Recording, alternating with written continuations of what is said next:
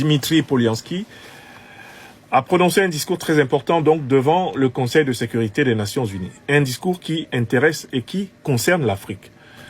Ce discours est un monument d'information. Premièrement, ce discours nous informe que pour la Fédération de Russie, et cela a été dit devant le Conseil de sécurité des Nations Unies, la déstabilisation que connaît l'Afrique est le fait des grandes puissances occidentales rassemblées dans l'organisation militaro-politique de l'OTAN. Mais il y a un deuxième point. La Russie accuse explicitement les grandes puissances occidentales de laxisme envers les activités terroristes de l'organisation Al-Qaïda et de l'organisation de l'État islamique, qui se trouvent être des organisations de terroristes qui prospèrent dans le sillage des actions de l'OTAN. Le troisième point qui est extrêmement important, c'est que la Russie accuse le secrétariat général de l'ONU de mentir sur la véritable explication intellectuelle du phénomène terroriste au Moyen-Orient et en Afrique. La Russie accuse le secrétariat général de l'ONU d'occulter, de cacher des informations qui permettraient d'établir la responsabilité des grandes puissances occidentales et qui permettraient d'établir le soutien de ces grandes puissances aux groupes terroristes. La Russie accuse donc l'ONU de mentir au monde. Le quatrième point important de cette déclaration, c'est que la Russie accuse explicitement la France de soutenir les organisations terroristes en Afrique et notamment au Sahel dans le but de reconquérir les positions qu'elle est en train de perdre dans ses anciens territoires coloniaux et territoires sous tutelle. Cinquième élément important de cette allocution de M. Dimitri Polyanski, la Russie accuse explicitement l'Ukraine d'être à la manœuvre pour non seulement organiser les groupes terroristes, armer les groupes terroristes, mais également les aider à utiliser les technologies dernier cri de combat. Et l'Ukraine est accusée par la Russie de transférer une partie de sa dotation d'armes vers les groupes terroristes en Afrique qui agissent dans le cadre d'Al-Qaïda et de l'État islamique, dans le cadre des mouvements de déstabilisation, dans le cadre des mouvements qui veulent déstabiliser les pays, voulant accéder à la véritable souveraineté à travers l'Afrique.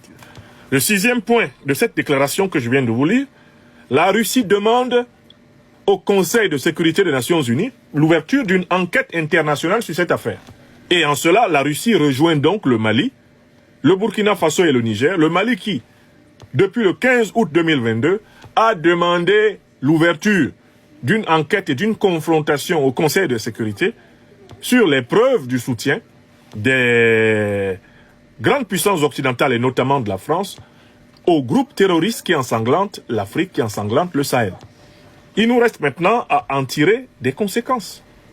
À partir du moment où la Russie, qui est quand même un membre permanent du Conseil de sécurité des Nations Unies, assume de telles accusations et les assène en face, pendant que règne bien sûr un silence sépulcral des accusés, nous passons à une nouvelle phase de confrontation, une phase de confrontation qui pourrait même se traduire par la division des Nations Unies.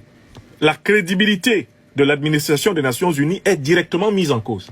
Le fait qu'un membre permanent, détenteur du droit de veto au Conseil de sécurité des Nations Unies, accuse l'administration des Nations Unies de complicité de terrorisme, de complicité de soutien au terrorisme à travers la lâcheté, la mauvaise foi, le troncage de l'information scientifique.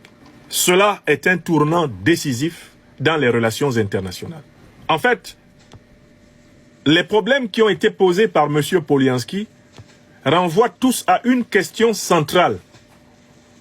La question de la nécessité d'une nouvelle organisation politique internationale, notamment incluant les pays de ce qu'on appelle le Sud global et qui respecterait les principes d'un monde multipolaire. Les principes de réciprocité, les principes d'égalité, les principes d'équité que l'ONU ne respecte plus. À partir du moment où la Russie dit que les rapports de l'ONU sur la situation du terrorisme en Afrique sont faux, cela veut dire que les États africains, tout comme la Russie, tout comme la Chine, tous les États qui appartiennent à ce qu'on appelle le Sud global et le monde multipolaire doivent se doter d'une nouvelle armature de droit international. La plainte russe devant le Conseil de sécurité des Nations Unies achève de discréditer l'ONU comme organisation internationale capable d'assurer de maintenir la paix